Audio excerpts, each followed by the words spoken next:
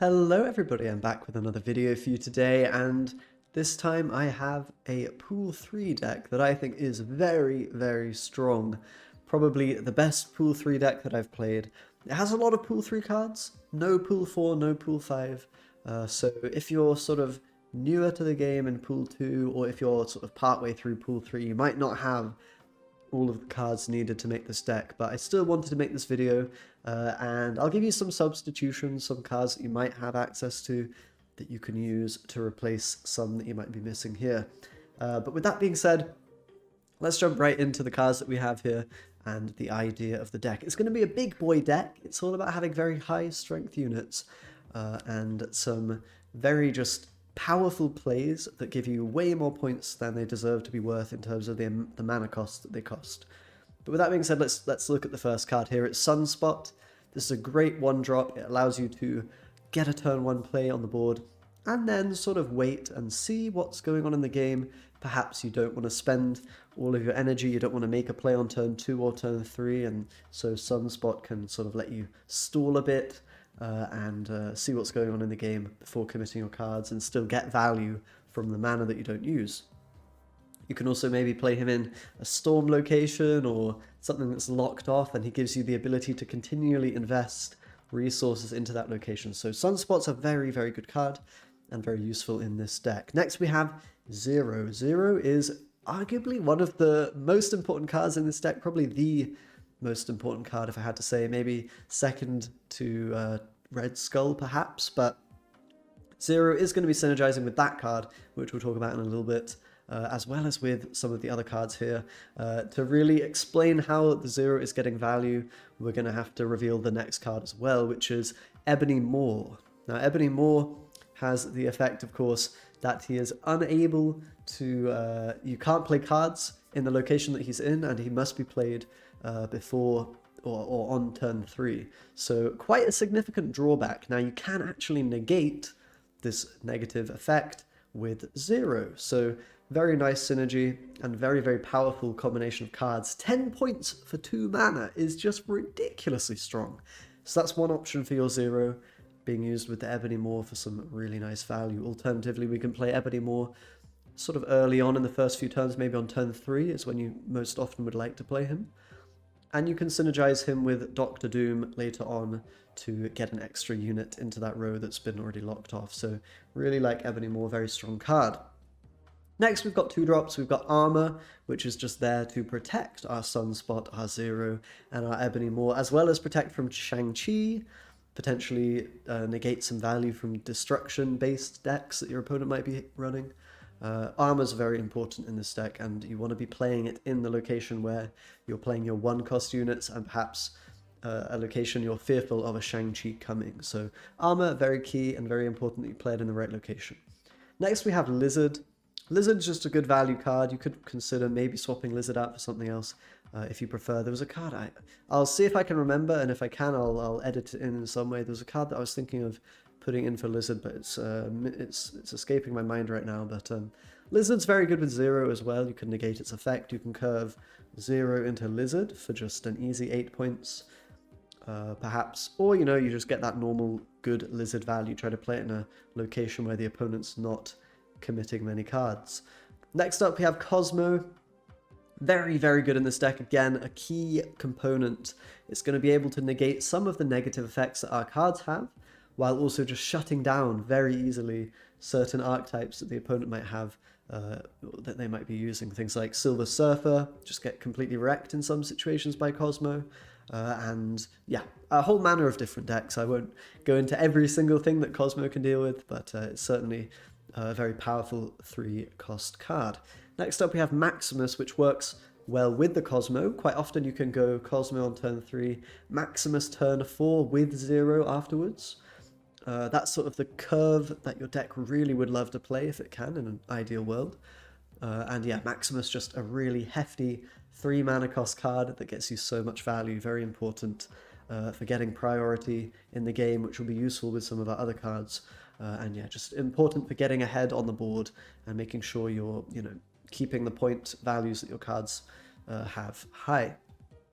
Okay, next up we have Taskmaster. This is an interesting one. I'll talk about the synergies we have with the Taskmaster in a second here, but mainly we're going to be using this with Red Skull, or any other just big card really.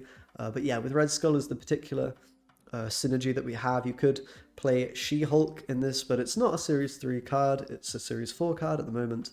That might change after this video is released, you know, they're going to downgrade the cards and whatnot. But yeah, Taskmaster with She-Hulk's really cool. We're not doing that in this deck, instead we're just doing it with Red Skull. I'll talk about that more in a sec.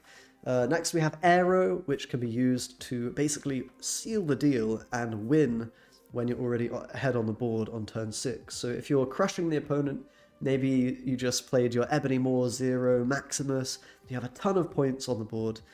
Well, turn 6 comes around, you're ahead in 2 locations, you can just play Aero in the 3rd, and force the opponent to go into a location where they are not needing to be winning. So Aero is very, very powerful still, despite the 1-point nerf that she did receive recently. And yeah, just a really nice tech card as well to deal with certain things like Galactus. I have a cool short on the channel related to that if you want to check that out. But yeah, Aero is quite key, quite a nice card to have. Next we have Red Skull. So this is one of the cards that the deck is really focused and built around. Of course, you can negate his ongoing negative effect with Zero to get just 15 points of 5 mana. It's an incredibly strong stat line. Provided you don't get Shang-Chi'd or something, you can really overwhelm your opponent with that amount of points. And you can combo Taskmaster with it on turn 6 for a second 15-point card, perhaps with a Zero if you didn't play him earlier on that turn 6. So Red Skull, really, really nice, just huge value. Love that card in this deck. And next we have Dr. Doom. This card's also working very well, just in general. It's giving you an option for when you need to spread your strength around at the end of the game. Perhaps you want to sneak into a location that's locked off.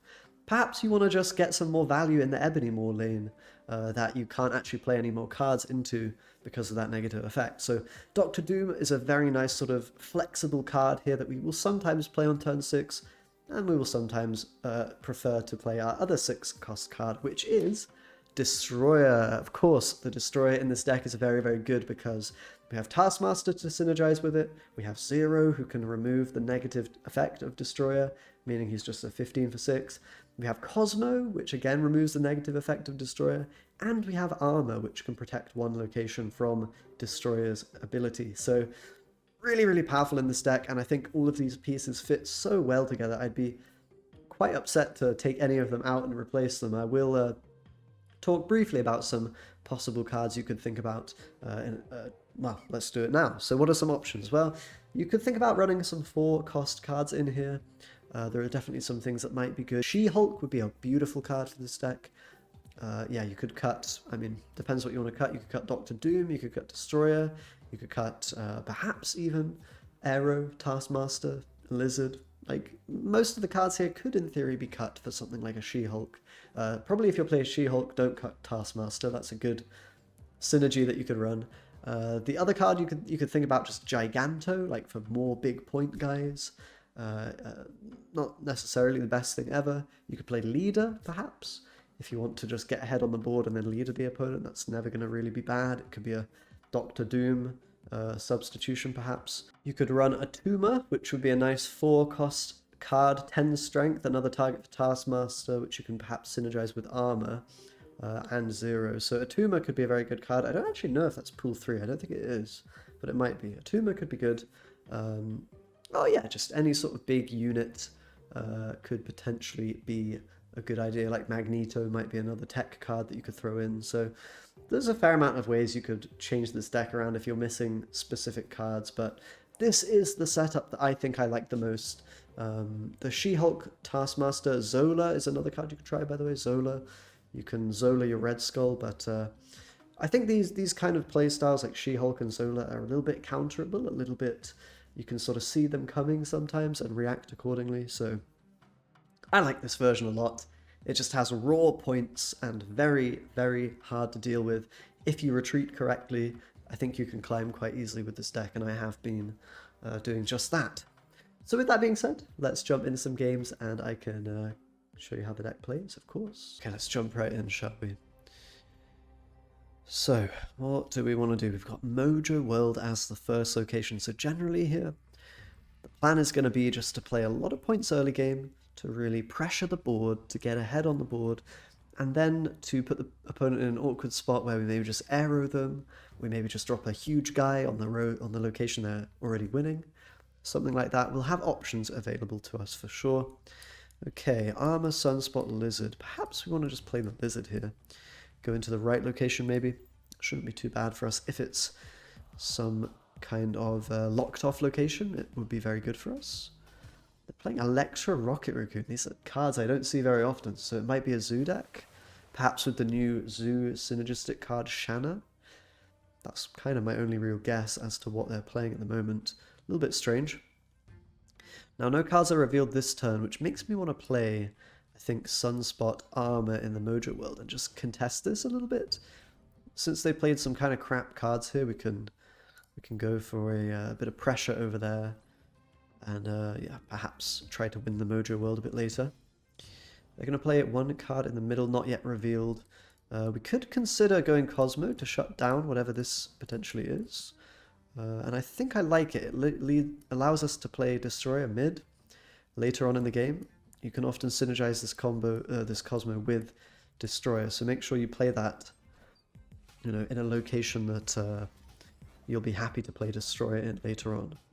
So that's what we do here. We maybe even deny the, deny the opponent on reveal value. It's going to be a Wong.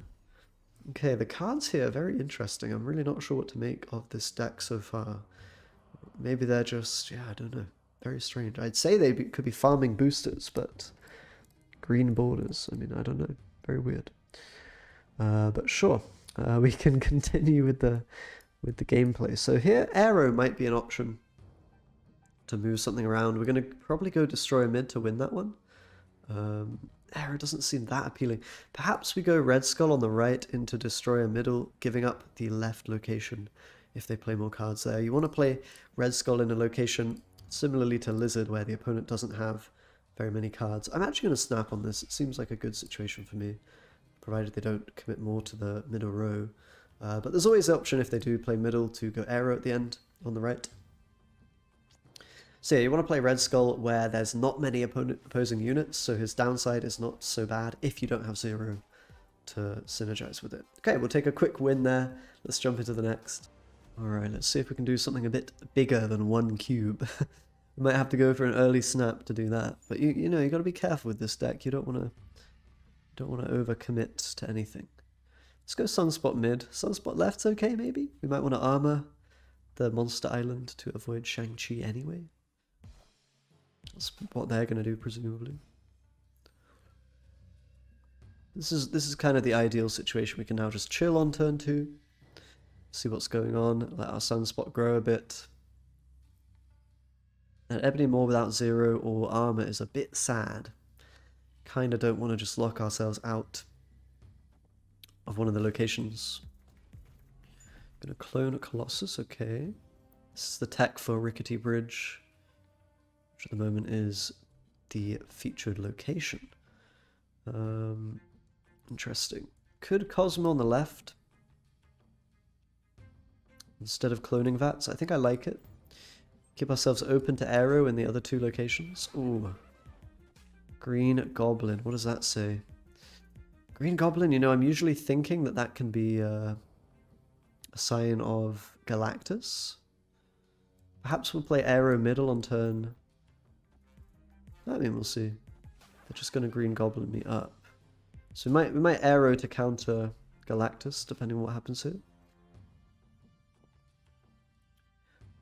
The issue being, though, that we need to play it here. I mean, this is okay. I think just Red Skull on the right, where there are no units, is very strong.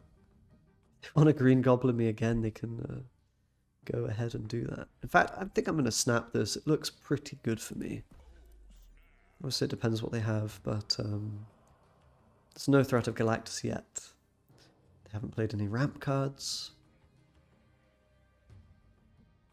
So we should be looking pretty okay here. We'll see what they've got. Green Goblin again. Alright, I mean, it's good with the sewer system. It's pretty good. Red Skull's coming in though, so we're winning that location at the moment. So now this is the sort of situation where Aero can be extremely powerful because we're already winning 2 locations. The issue though is Sunspot. Sunspot can cause us some problems. So I think with that in mind, we should perhaps play... Interesting. You know, we could go Aero and Zero. That seems to me like the best line of play, right? That seems to me like the best line of play. Just so we get a bit of extra buffer here against the Sunspot. And then the Aero should sort of seal the deal against whatever they play. We'll see if that ends up being the case here, but I think we should be in a great shape. We'll move their cards over with priority, and then, yeah. Should be winning the left and the right, all things going according to plan. Nothing really to speak about from the opponent. We do survive that little bit of Sunspot value, which is nice. Very good. Nice little Aero win there. Let's go to the next game. Hey, one more game. Let's see what we can do here. Hopefully the locations will be okay for us. We've got Red Skull Zero, a nice combo. I like to see that very much in the hand.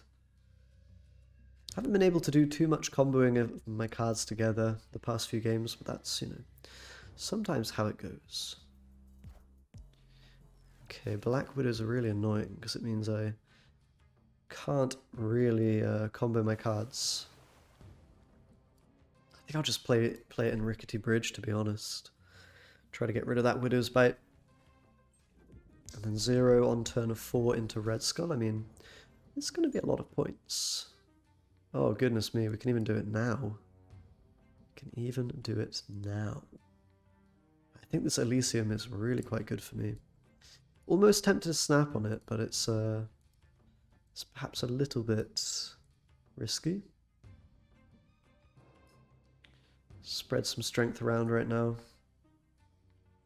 Yeah, perhaps we snap on this, honestly. I think I like it. I think it's very good for me in this spot. With all my big, you know, high mana cost cards in hand. Might just go for Aero Cosmo around 6. Doctor Doom next, something like that, perhaps. Kind of regretting having the Widow's Bite in the left now. But it's going to be Cosmo Beast. Interesting cards. Interesting for sure. I'm not exactly sure what it means. I'm a little bit confused. So Doctor Doom's not even that good with the Rickety Bridge. At least for now. I think I like the Taskmaster just to get another 15 on the board. And then perhaps going Aero into Rickety Bridge and Cosmo or something to seal the game. Because that'll be a really nice way to kill all of their units at the end that they play. Cosmo to shut down any kind of special stuff they have. Or alternatively they're going to play into the left. With 2 Korgs. Interesting. So you've got to imagine Darkhawks coming. But I'm feeling very, very good about the situation. I think, provided they don't have Aero themselves, which they might do. They might do. But we're winning the tiebreaker anyway, so yeah, we've already snapped. This is our moment to shine with Aero, of course. And we can play Cosmo into the right. Yeah, don't see how we're losing. Looks very good. I could even play the Rock if I wanted, but I won't. Aero gonna move everything. Another nice little Aero win for us here. What a card, eh? Very, very good. Countering the double Darkhawk at the end there. I don't even know how they played all those cards. But apparently they were able to. Fair enough. I'm probably missing... Oh, Elysium, right. That would be it. Alright, another 4 cubes coming our way. Very nice. Let's jump into one more. Oh, we're up against Good Boy. Yeah. Alright. Sunspot turn 1. I could play it in Hallow. Could play it in Hallow. I think I will. Just because the featured location is not good for... really for playing him in somewhere else. Alright, we've got to commit to Hallow now that we're already in there. So Lizard will go there as well.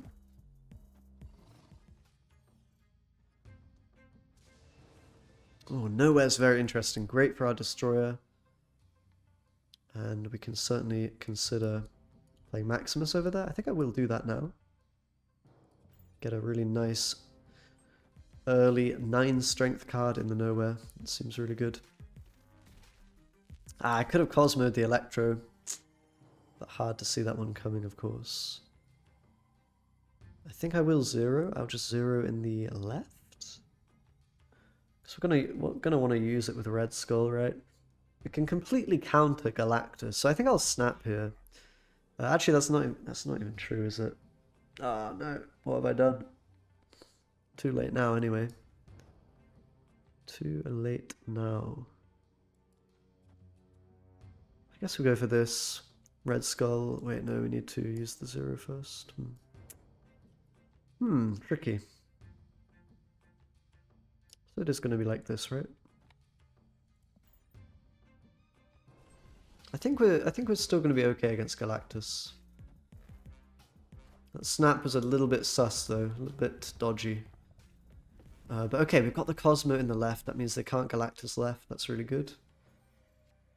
So now I can just go ahead and play Red Skull mid. Perfect. We're way ahead in terms of the locations, and we have a leeched Destroyer, which is actually really good for Destroyer. It allows him to muscle on into a location without destroying all of your teammates. So definitely fine and happy to see the leech. We have full flexibility now. We're heavily winning the locations currently. There's no reveal effect of Dr. Octopus. Kind of free to do whatever we want here, to be honest. I will just play Destroyer. I think it's giving the best win percentage. Doesn't really lose to anything at all. Should be a fairly straightforward one, I think. Yep, Shang-Chi is good. Shang-Chi is strong. But not going to be enough. If I'd arrowed, it might have been a different story, although I think we had good tiebreaker scores, so I think we were never losing that game. Another 4-cube win. We're easily grinding up those ranks with this deck. Very nice. Let's go to the outro. Okay guys, thank you very much for watching. Hopefully that gives you an impression of how the deck works, how you can have some really big, powerful point plays. We didn't get Ebony Maw synergy too much in these games, but I can assure you it is very, very strong when it works. But yeah, you want to use that arrow when you're already ahead. You want to just play some huge tanky guys. Make sure you play your Cosmo armor in the right locations and manage where you're going in the game and where the opponent's trying to play their cards so you can get those easy cubes. With that being said, do subscribe as always. If you'd like to see more of my videos, I would appreciate it. Thanks a lot for watching guys, and I'll see you next time. Bye bye.